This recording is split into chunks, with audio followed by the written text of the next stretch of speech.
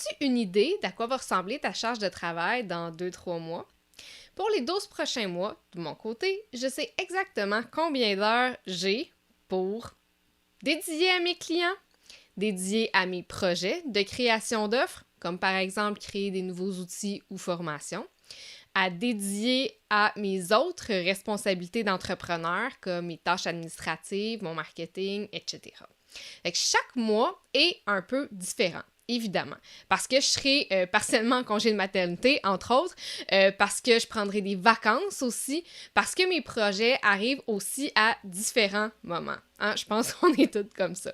Ce qui est intéressant, c'est que quand un client potentiel me contacte, je sais aussi exactement quand je vais avoir des disponibilités pour son projet en fonction du temps que je l'aurai estimé et de la durée sur laquelle on peut l'étendre, son projet. Par exemple, je sais d'avance que j'ai juste 4 heures de disponible pour des clients en août, 12 heures en septembre, puis 7 heures en octobre. Au total, là, pas par semaine. Pour chaque mandat prévu, je fais toujours une liste des tâches qui sont nécessaires, puis j'estime le temps que ça risque de me prendre. Je fais ça littéralement pour tout. Puis je déduis ce temps-là de mes heures qui sont disponibles. Là, qu'est-ce qui arrive si un nouveau mandat arrive pour l'automne puis que j'estime qu'il va me prendre 25 heures, par exemple? Je peux proposer de le débuter au mois d'août puis de le livrer à la fin octobre.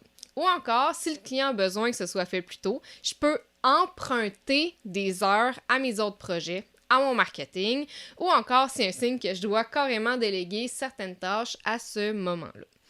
Évidemment, si un mandat m'intéresse vraiment beaucoup puis que j'ai envie de créer de la place dans mon horaire pour le faire, je sais exactement de combien de temps je vais devoir couper sur mon temps personnel pour lui allouer. Planifier d'avance mes mois puis être capable d'estimer la charge de travail de mes mandats, ça peut paraître vraiment aride pour plusieurs personnes. Puis je te mentirai pas, ça me demande une certaine discipline. Par contre, de le faire, ça me permet de protéger mon temps puis de savoir en tout temps si je vais trop travailler ou juste assez.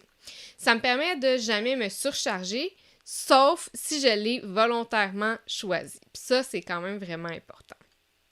Le fait de savoir exactement combien d'heures j'ai disponible pour faire des mandats clients à chaque mois pour les 12 prochains mois, c'est ça qui me permet de répartir efficacement mes nouveaux clients en fonction de mes disponibilités et de m'assurer de jamais me surcharger. Maintenant, si j'arrive à répartir mes clients adéquatement, c'est aussi que rapidement, je sais combien de temps je vais avoir besoin pour réaliser chaque type de mandat. Je le sais d'avance, avant même de faire l'offre de service.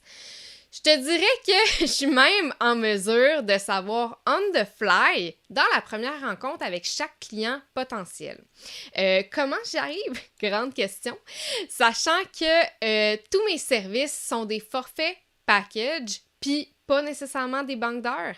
La raison est simple, c'est parce que j'ai systématisé, standardisé le processus pour réaliser chaque offre de service. Ce que ça veut dire, ça, c'est que pour chaque offre de service, j'ai une liste d'étapes plus ou moins détaillée. Puis pour chaque étape, je sais, en moyenne évidemment, combien de temps je passe dessus. J'ai fait le travail au départ, puis j'essaie de le mettre à jour. Et que si jamais en cours de route, je me rends compte que mes estimations étaient à côté de la track, parce que oui, ça arrive, je fais juste le noter. Puis j'adapte à la prochaine fois. Voici un processus exemple pour sur une offre fictive, à laquelle je brainstorm actuellement pour te donner une idée de qu'est-ce que je fais finalement quand je planifie puis j'organise tout ça. Fait que cette offre fictive-là viserait spécifiquement à réaliser un diagnostic de l'équilibre qualité de vie rentabilité en co-création avec un client. Fait que là, je te montre une image d'à quoi ça ressemble. Puis là, une fois que chaque étape est listée, puis que sa longueur est estimée, je peux utiliser l'opportunité pour réévaluer si c'est vraiment le processus le plus efficace pour réaliser la prestation de service. Là, je peux aussi en profiter pour voir si certains éléments pourraient être automatisés ou délégués pour me sauver du temps. C'est donc 2 gros avantages collatéraux de faire ça. D'ailleurs, si je te reparlerai comment je capitalise là-dessus dans une future vidéo. Évidemment, on parle de durée moyenne pour chaque étape. J'aime majorer légèrement cette valeur-là parce que, évidemment, chaque client est différent, puis que même moi, ben, ça m'arrive d'avoir des journées moins rapides. C'est bien de se prévoir un surplus.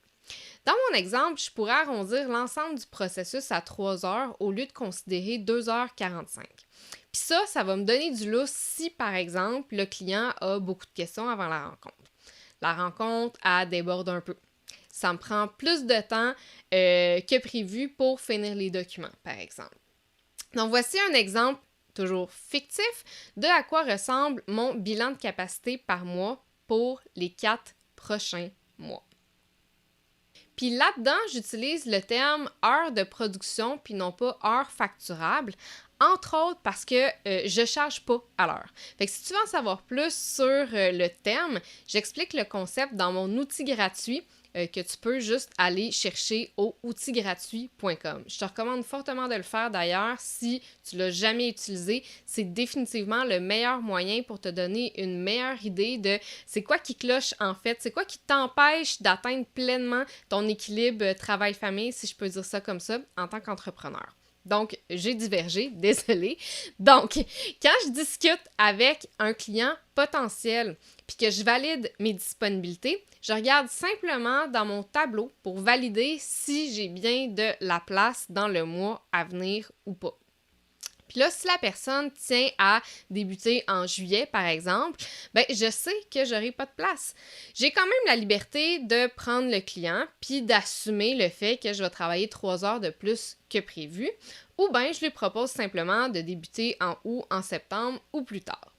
Après, pour identifier une date plus précise de début des services, je valide simplement dans mon calendrier mes engagements existants pour offrir une disponibilité ou bien je laisse la personne auto-sélectionner le moment de son rendez-vous.